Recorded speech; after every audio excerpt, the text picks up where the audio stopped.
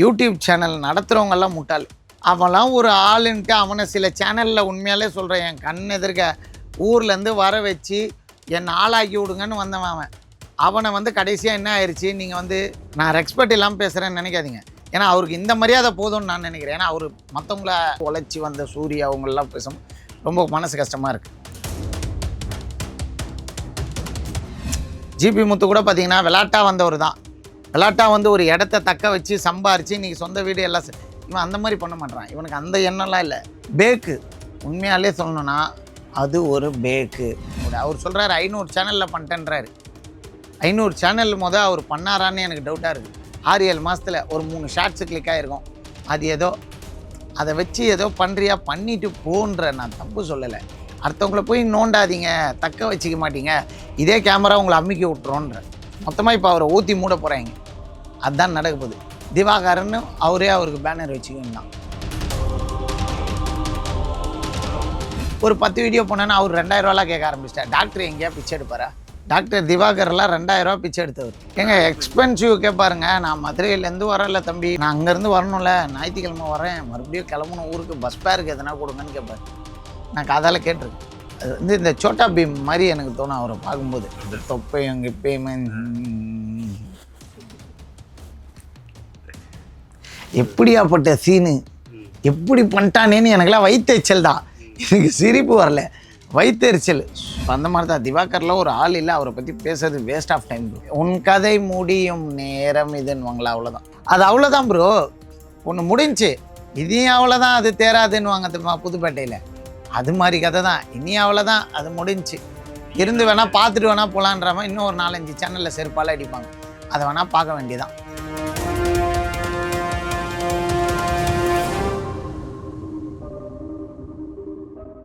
வணக்கம்ண்ணா. வணக்கம் வணக்கம் வணக்கம். என்னை வாழ வைத்திருக்கும், இன்றைக்கு காரில் போகும் அளவுக்கு வாழ வைத்திருக்கும், என்னோட எல்லாமே சொல்லணுன்னா இந்த சின்ன கேமரா பெரிய உலகத்தை காட்டின இந்த கேமராவுக்கு மிக்க நன்றி. மறுபடியும் ஒரு 6-7 மாதம் கழிச்சின்னு நினைக்கிறேன், இல்லை ஒரு வருஷம் கழிச்சான்னு தெரில, ரொம்ப நாள் கழித்து வீடியோவில் வரேன். மிகவும் மகிழ்ச்சி. இந்த சமீப காலத்தில் திவாகர் அப்படின்றவர் பெருசாக வந்து வைரல் வந்து. திவாகர்ன்றவர் வந்து நான் என்ன சொல்கிறதுனே தெரியல. அது வந்து எப்படின்னா, எல்லாருக்கும் ஒரு லைஃப்பில் ஒரு மேஜிக்கல் மூமெண்ட் நடக்கும். அவர் வந்து பெரிய ஆண் அழகன்லாம் கிடையாது, பெரிய செலிப்ரிட்டி கிடையாது, எதுவும் கிடையாது. ஒரு நார்மல் ஹியூமன். நானும் ஹியூமன், நீங்களும் ஒரு ஹியூமன். அதில் அவருக்கு ஒரு ஜாக் அதிர்ஷ்டம் கிடைக்குது. அதை பயன்படுத்தி அந்த கேமராவை யூஸ் பண்ணி, இதே கேமரா அழகாகவும் காட்டும், இந்த கேமரா அசிங்கமாகவும் காட்டும். இது ரொம்ப ஆபத்தானது. என்னெல்லாம் எவ்வளோ அழகாக காட்டிச்சு, கடைசியில் அசிங்கமாகவும் காட்டிச்சு. ஆனால் அதுக்கப்புறம் நம்ம அந்த இடத்த அசிங்கமாக காட்டலாம். அது நம்ம ஒரு நிலையாக நம்மளை நிறுத்திக்கணும். நம்ம யாருன்றத மக்களுக்கு காட்டி நிற்கிறோம்ல. இன்றைக்கி ஒரு 2 பேர் நான் வெளில போனால், நான் கேஜிஎஃப் ப்ரோவா அப்படின்னு கேட்குறாங்க. ப்ரோ நீங்கள் கேஜிஎஃப் தானே? ஏன்னா நான் ஹேர் ஸ்டைல்லாம் மாற்றிட்டேன், இப்போ வேறு கெட்டப்பில் இருக்கேன். ஹேர் ஸ்டைலு ஃபங்கியாக போடுறேன், எல்லாமே பேண்ட்டு பேக்கிலாம் போட்டுன்னு போகும்போது ஃபேமிலியாக போனால் கூட நீங்கள் கேஜிஎஃப் ப்ரோவா அப்படி. இதை வந்து இன்னும் ஒரு 10 வருஷம் கழித்து போனாலுமே என்னை பார்த்தா கேட்பாங்க, கேஜிஎஃப் ப்ரோவா, ஐயோ கேஜிஎஃபா, அவனா நியாயக்காரன்பா அப்படின்னு. கேஜிஎஃப் ப்ரோவா அந்த மரியாதையை நம்ம கடைசி வரைக்கும் காப்பாற்றணும். அந்த மாதிரி நம்ம மேலே ஒருத்தர் நம்பிக்கை வைக்கிறாங்க, நம்ம வீடியோஸ் பார்க்குறாங்கன்னா அதை காப்பாற்ற பார்க்கணும், இல்லை தக்க வச்சுக்க பார்க்கணும். காப்பாற்றுறதுனா நல்ல பேர் எடுத்து அதை காப்பாற்றிக்கிறது, தக்க வச்சுக்கிறதுனா கடைசி வரைக்கும் இதில் மாதத்துக்கு ஒரு வீடியோவாச்சும் பண்ணி தக்க வச்சுக்கணும். இப்போ நீங்கள் என்னை கூப்பிட்டு பேச வைக்கிறீங்கன்னா, இது வந்து நான் வந்து தக்க வச்சுக்கிட்டது. நான் தான் ஒரு 8 மாத காலமாக எவ்வளோ பெரிய பெரிய யூடியூப் சேனல்லாம் ஃபோன் போட்டு கேட்டாங்க, இது பண்ணாது. இல்லை சார் இப்போதைக்கு பிரேக்கில் இருக்கிறேன், நான் ஃபார்முக்கு வரும்போது நானே பண்ணுறேன் அப்படின்னு. அந்த மாதிரி தான் நான் சொல்கிறேன். ஒரு தக்க வச்சுக்க தெரியாத ஒரு மனிதர். அதுவும் இல்லாமல் வந்து ஒரு சின்ன ஸ்ட்ராட்டஜி தான், சின்ன கல்லை போட்டு பெரிய கல் எடுக்கணும்னுவாங்க. ஒரு சின்னோண்டு பால் தான், 7 ஸ்டோன் 7 கல் அடிக்கிருப்பாங்க. அதை வந்து ஒரு சின்ன பால் வச்சு அடித்தாலே அந்த 7 ஸ்டோன் கலையும். அது மாதிரி தான் ஒரு சின்ன கல்லை வச்சு பெருசாக எது வேணால் சாதிக்கலாம். என் வாய் திறமையை வச்சு தான் நான் இந்த அளவுக்கு வளர்ந்தேன். அது மாதிரி அவர் ஏதோ பண்ணுறாரு இப்படின்ற நல்ல விஷயம். நான் இது வரைக்கும் அவர் வீடியோலாம் அந்த அளவுக்குலாம் பார்த்ததே இல்லை, நான் படமே பார்க்குறது இல்லைன்ற. இப்போ இது அப்படி இருக்க சொல்ல வளர்றாருன்னா நான் என்ன நினச்சேன்னா, சரி நம்மளுக்கு ஒரு ஜாக் அடிச்சிச்சு, அந்த ஜாக் இந்த வயசில் இவருக்கு அடிச்சிருக்கு. ஆனால் அவர் அதை தக்க வச்சுக்கிட்டு ஏமா சூரிய போட்டு நோண்டுறது, ஜிபி முத்தம் போட்டு நோண்டுறது, கண்டவங்கள கண்டமேனி பேசுறது, சூர்யா ஆக்டர் சூர்யா அவரை பற்றி என்ன சொல்லிட்டாரு? வாட்டர் மிலானே நான் தான் இது பண்ணேன், என்னால் தான் வைரல் ஆச்சு அப்படின்ட்டு ஃபஸ்ட்டு கஜினி படம் ஃபஸ்ட்டு வந்துச்சா இல்லை இவர் வந்தார் அதான் சொல்கிறாரு இவர். சார்? ஓப்பன் டக்காக சொல்லணுன்னா யூடியூப் சேனல் நடத்துகிறவங்கெல்லாம் முட்டாள். நீங்கள் உண்மையாலே முட்டாள். அவன்லாம் ஒரு ஆளுன்ட்டு அவனை சில சேனலில் உண்மையாலே சொல்கிறேன், என் கண் எதிர்க்க ஊர்லேருந்து வர வச்சு என்னை ஆளாக்கி விடுங்கன்னு வந்தவன் அவனை வந்து கடைசியாக என்ன ஆயிடுச்சு, நீங்கள் வந்து நான் ரெஸ்பெக்ட் இல்லாமல் பேசுகிறேன்னு நினைக்காதீங்க. ஏன்னா அவருக்கு இந்த மரியாதை போதும்னு நான் நினைக்கிறேன். ஏன்னா அவர் மற்றவங்கள வளர்ந்து உழைச்சி வந்த சூர்யா அவங்களெலாம் பேசும்போது ரொம்ப மனசு கஷ்டமாக இருக்குது. ஜிபி முத்து கூட பார்த்தீங்கன்னா விளாட்டாக வந்தவர் தான். விளாட்டாக வந்து ஒரு இடத்த தக்க வச்சு சம்பாரித்து இன்றைக்கி சொந்த வீடு எல்லாம் இவன் அந்த மாதிரி பண்ண மாட்டான். இவனுக்கு அந்த எண்ணம்லாம் இல்லை. அதான் வந்து அந்த கலாட்டா சேனலில் இருக்கிற ஒரு ஆங்கர் கேட்ட அர்த்தமா நம்ம ஏரியா தான். அவர் கேட்டதான், நீங்கள் வேற ஒரு உலகத்தில் இருக்கீங்களோ? அவர் அப்படி தான். அவர் இப்போ கூப்பிட்டு கேட்டிங்கன்னா அவர் மன்னர் ஆச்சின்னுவார். ஏன்னா அவரு தான் மன்னர். அப்படி தான் அவருக்கு நினப்பு. அவர் சொல்கிறதெல்லாம் கிளிக் ஆகுது, ஏதோ பேசுகிறோம் அப்படின்ட்டு அவராக நினச்சிக்கிறாரு. பேக்கு உண்மையாலே சொல்லணுன்னா அது ஒரு பேக்கு. இப்போ ஆரம்பத்தில் வந்து அவர் வீடியோஸ் எல்லாம் வந்து போட்டப்போ மீம்ஸ் எல்லாம் போட்டு வைரல் பண்ணிகிட்டு இருந்த அதே சமூகம் தான் அவர் இந்த மாதிரி வரம்பு மீறி போகிறப்ப அடிக்க ஆரம்பிக்கிறாங்க. தெரியுமா, ஒருத்தரை வந்து ஒரு தடவை ஃபோனில் பார்த்தா தான் பார்க்க தோணும். சும்மா பார்த்துனே இருந்தால் உங்கள் மேலே கிரேஸ் இருக்காது. இப்போ நான் அதுதான் நான் கற்றுக்கிட்டது. சினிமா பொறுத்த வரைக்கும் கேமராவில் நம்மளை ஒருத்தவங்க வாட்ச் பண்ணுறாங்கன்னா, இப்போ என்னை பார்க்குறவங்களாம் என்ன கேட்குறாங்க, என்ன உங்கள் வீடியோஸ் வர்றதில்லை? மேஜிக்கல் மூமெண்ட் க்ரியேட் பண்ணணும், ஒரு விஷயத்தை க்ரியேட் பண்ணணும். நான் காட்டுறேன் என்கிட்ட நான் ஃப்ரீயாகிறேன்ட்டு நான் போய் ஃபுல்லாக கேமராவாக சேனலாக ஏறி வீடியோ பண்ணக்கூடாது. அவர் சொல்கிறாரு 500 சேனலில் பண்ணிட்டேன்றாரு. 500 சேனல் அவர் பண்ணாரான்னு எனக்கு டவுட்டாக இருக்குது. 500 சேனல் பண்ணிட்டாரா? மிஞ்சி போனால் ஒரு 7 மாதம் 6 மாதம் தான் பிக்கப்பே ஆகிருப்பார். 6-7 மாதத்தில் ஒரு 3 ஷார்ட்ஸு கிளிக் ஆகிருக்கும். அது ஏதோ அதை வச்சு ஏதோ பண்ணுறியா பண்ணிட்டு போன்ற, நான் தப்பு சொல்லலை. அடுத்தவங்கள போய் நோண்டாதீங்க, தக்க வச்சுக்க மாட்டீங்க, இதே கேமரா உங்களை அம்மிக்கி விட்டுறோன்ற. மொத்தமாக இப்போ அவரை ஊற்றி மூட போகிறாங்க. அதுதான் நடக்க போகுது. திவாகர்னு அவருக்கு பேனர் வச்சுக்கணும் தான். தானே சூனியை வச்சுக்கின திவாகர் அப்படின்னு தான் பட்டம் வச்சுக்கணும். வேறு ஒன்றும் சொல்கிறதுக்கு இல்லை. இவரை பற்றிலாம் நாட்டில் எவ்வளோ பிரச்சனை இருக்குதும்மா ப்ரோ. இவனெலாம் ஒரு ஆளாக நீங்கள் கேள்வி கேட்குறீங்க பார்த்தீங்களா? அதை வேறு நான் சொல்கிறேன் பாருங்கள், எனக்கு அசிங்கமாக இருக்குது உண்மையிலே. இந்த மாதிரி நிறைய பேர் அப்பப்போ ட்ரெண்ட் ஆகிட்டே வந்துருப்பாங்க. ஜிபி முத்தானார், நீங்கள் வந்து ஆனீங்க. பட் இப்போ நீங்கள் ஆனீங்கன்னா அதில் ஒரு சோர்ஸ் இருந்துச்சு. கடையை பற்றி பேசுனீங்க, என்ன இது வந்து நடந்தது. திவாகர் வந்து அந்த ஒரு வாட்டர் மெலான் இதை வச்சு ட்ரெண்ட் ஆனார். பட் ஜிபி முத்து அண்ணனுக்கோ உங்களுக்கோ இல்லை அவருக்கோ டிஃப்ரென்ஸ் வந்து அவர் வந்து என்ன வந்து சொல்கிறாருன்னா, நான் டாக்டருமா, நான் நிறைய படித்தவமா அப்படின்ட்டு ஒரு விஷயம் வந்து யூஸ் பண்ணிகிட்டே இருக்காரு.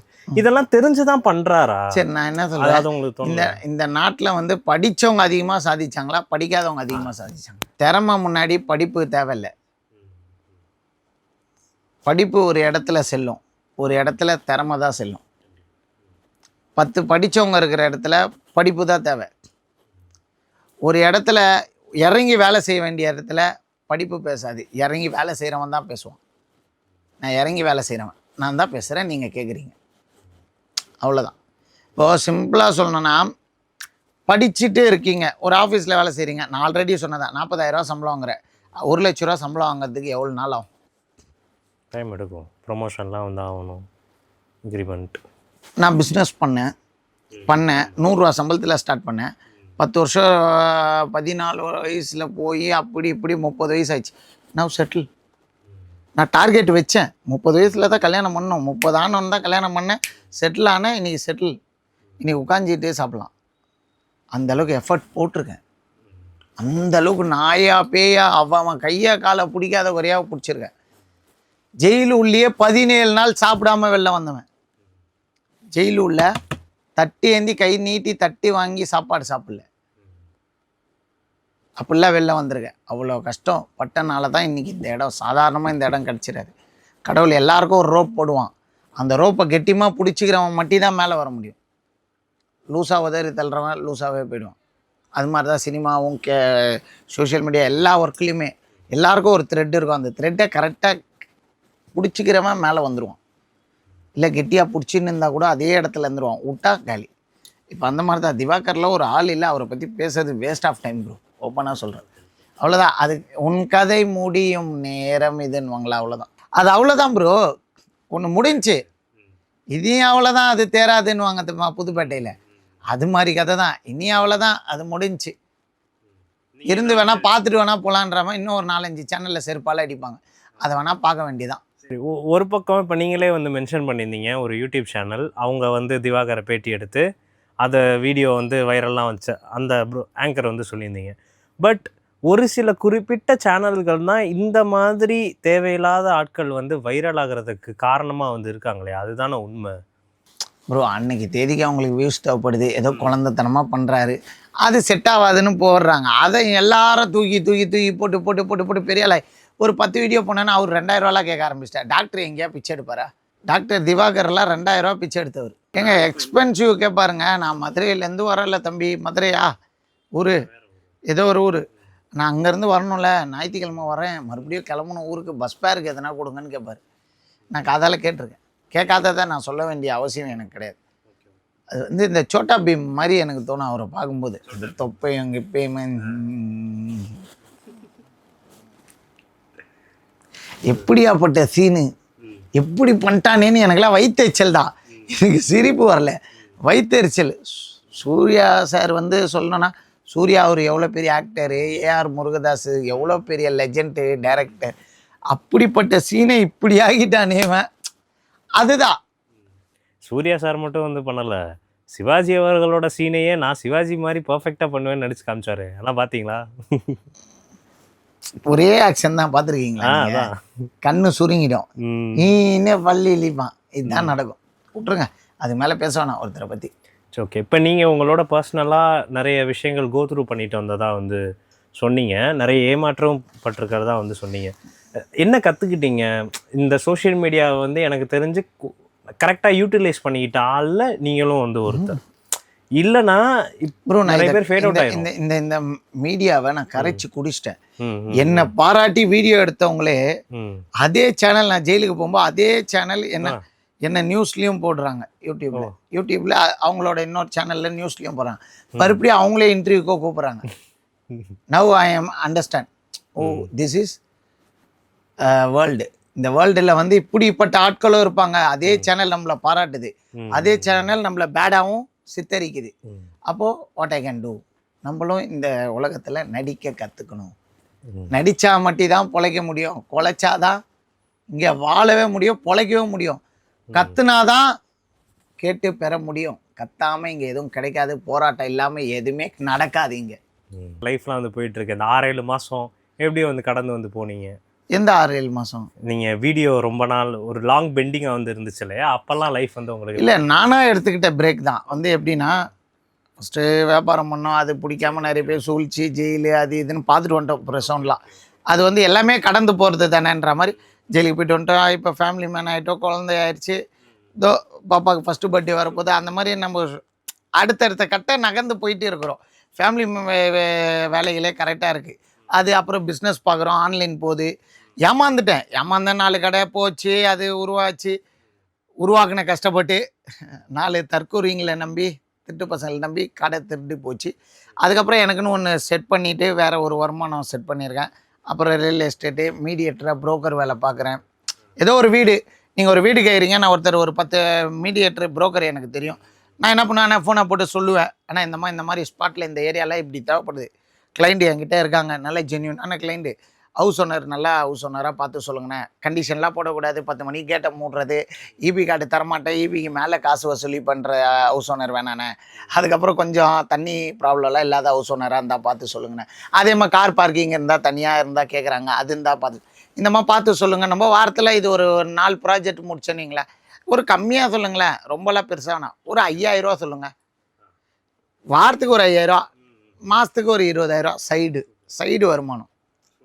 அதுக்கப்புறம் என் பிஸ்னஸ் எப்பயும் போல் போகுது. அதுக்கப்புறம் வருஷத்துக்கு ஒரு 3 ப்ராஜெக்ட்டு ரியல் எஸ்டேட் முடிச்சோன்னீங்களா, அதனாலே ரியல் எஸ்டேட்னாலே லட்சம் தான். அது ஒரு பக்கம் அப்படியே போயிட்டு இருக்குது. அதுக்கப்புறம் கொஞ்சம் ஃபினான்ஸாக அந்த வேலையெல்லாம் பார்க்குறேன், ஃபினான்ஸ் பிஸ்னஸ்லாம் பார்க்குறேன், அப்படியே போகுது. அவ்வளோ எனக்கேற்ற ஒரு ஆட்கள் வச்சுக்கிட்டு, ஃபினான்ஸ்னால் இப்போ என்கிட்ட ஒரு 100 ரூபா இருக்குது, நீங்கள் அந்த ஒரு 100 ரூபா கேட்குறீங்க, நான் ஒரு 25 ரூபா நான் கொடுக்குறேன், நீங்கள் அதை சம்பாரிச்சிட்டு எனக்கு வந்து ஒரு 10 ரூபா போட்டு தரீங்க, இல்லை ஒரு 2 ரூபா போட்டு தரீங்க, ஆத்திர அவசரத்துக்கு உதவுனவனை மறக்க மாட்டோம்ல. சும்மா கொடுக்கறதுக்கு நானும் கடவுள் கிடையாதுல்ல. எல்லாருக்கும் தான தர்மம் பண்ணுறதுக்கு நான் கடவுள் இல்லை. என்கிட்ட 100 ரூபா இருக்குது, ஆளுக்கு 25 ரூபா கொடுக்குறேன். இந்த 25 ரூபா திருப்பி நீ ஒரு தொழில் பண்ணுற, சம்பாதிக்கிற, எனக்கு எக்ஸ்ட்ராவாக ஏதோ போட்டு தருவேன். அதுக்கு பேர் சில பேர் அசிங்கமாக வட்டி தண்டல்காரன் அப்படின்னு சொல்லுவாங்க. அந்த தண்டல்காரனாக இருக்கட்டும், வட்டிக்காரனாக இருந்தால் கூட சும்மா யாரையும் நம்பி தரமாட்டான். நான் உங்களுக்கு வட்டி தரேன், ஒரு 50,000 ரூபா கொடுங்கன்னா நான் தான் கேஜி அப்படின்னா நீங்கள் கொடுத்துருவீங்களா? சூரிட்டிக்கு நான் எங்கே போகிறது? 2 கிட்னியே உள்ளதாகுது, அதுக்கே வெளில இப்போ 2 கிட்னி உள்ளே இருக்குது, அதில் என்ன ப்ராப்ளம் இருக்குதுன்னு நான் எப்படி பார்க்க முடியும்? அப்படி இருக்கும்போது எனக்கு ஏது சூரிட்டி? சூரிட்டி கொடுக்குற அளவுக்கு கேரண்டிலாம் இருந்தால் நான் ஏன் உங்கள்கிட்ட வந்து 50,000 ரூபா கடன் கேட்க போகிறேன்? சொல்லுங்கள். அது இல்லாதனால தான் வந்து கேட்குறான். அவன் மேலே ஒரு நம்பிக்கை வச்சு, என் மேலே ஒரு நம்பிக்கை வச்சு தானே கஸ்டமர் வந்து துணி எடுத்து இன்றைக்கி என்ன இந்த அளவுக்கு உயர்த்தியிருக்கான்.